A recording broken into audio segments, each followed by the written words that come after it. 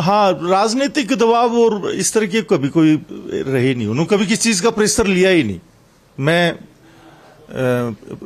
पहले student life में उनके साथ रहा, फिर मैं 1985 में जब मैंने कानून की पढ़ाई के लिए यूनिवर्सिटी में एडमिशन लिया, मैं तब से उनका ऑफिस लो ये लगाओ कि मैं लगभग पूरे टाइम उनके साथ रहता था। मैंने कभी उनको कभी किसी प्रेशर में देखा ही नहीं। हाँ नहीं, हेल्थ इश्यूज तो बहुत सीरियसली काफी लंबे टाइम से चल ही रहे थे और थोड़ी केयरलेसनेस मान लीजिए। लास्ट में ये हुआ कि मार्च में प्रोसीजर हुआ भी है, स्टंट्स डले उनके, और उसके बाद कंटिन्यूसली ये हो रहा था कि ब्लड प्रेशर लो की बड़ी रेगुलर बेसिस पे दिक्कत आ रही थी और 2-3 जगह चक्कर आना या आना, खड़े होके स्पीच न दे पाना, इस तरह की थी।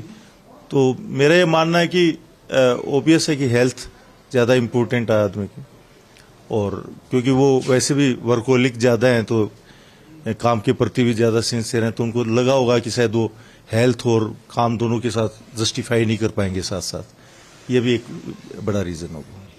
हाँ, ये आप सही कह रहे हैं। अब ये मानिए कि परिवार की बात उन्होंने मान ली है, और जैसा मुझे थोड़ा बैकग्राउंड का पता है, जब इनको गवर्नर बनाया था तो भी इनकी बहुत ज़्यादा इच्छा नहीं थी गवर्नर बनने की। इनका प्रोफेशनली सदा से ये था कि मैं प्रोफेशन के लिए मैं काम करूं।